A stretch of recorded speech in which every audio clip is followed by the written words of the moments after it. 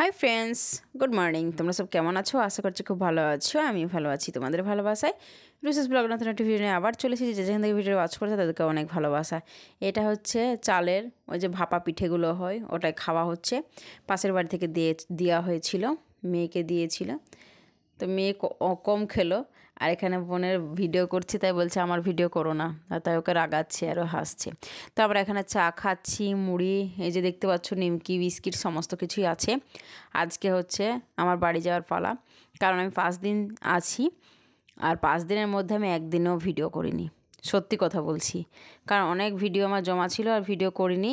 আর ওই যে বাবার বাড়িতে গেলে কোনো কাজ ঠিক করে করি না, একটা কাজ করছি তো একটা করি না, তো সেই জন্য আর ভিডিওটা ক্লিপ তুলতেও পারছি না। বোর চলে এসেছে, বোরকে পিঠে দিলাম, সমস্ত খাওয়া দাওয়া করে আবার 1 ঘন্টার মধ্যে ভাতও দিয়ে দিয়েছি, ভাতও খাচ্ছে, খাওয়া দাওয়া করছে। আর মেয়েও খাওয়া দাওয়া করছে। পাশে এই যে বেডিংপত্র গুছিয়ে নিয়েছি, আর আমি যে জামাটা পরবো ওটা বাইরে আছে। এই যে বেডিংপত্র গুছিয়ে নিয়েছি, এখন রওনা দিব।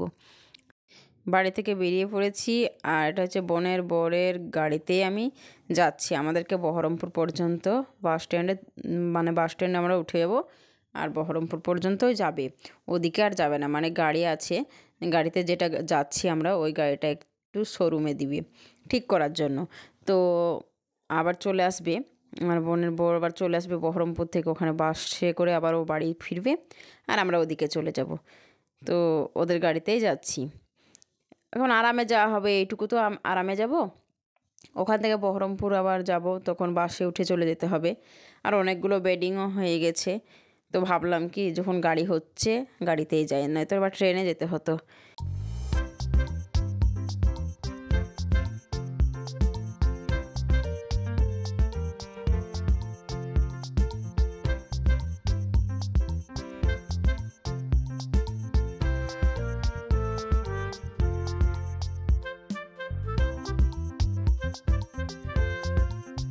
গাড়ি চলছে আর এত রাস্তা ঠান্ডা, হাওয়া দিচ্ছে, বিকেল হয়ে গেছে মানে প্রচুর হাওয়া দিচ্ছে। আর গাড়িতে গেলে তোমরা জানো, সেই সকালে হোক আর বিকেলে হোক এত ঠান্ডা হাওয়া আসে। তো মেয়ে সামনে আছে বসে, বোনের বর চালাচ্ছে, ও সামনে বসে আছে, পাশে বর আছে, পাশে বর বা ঘুমোচ্ছে।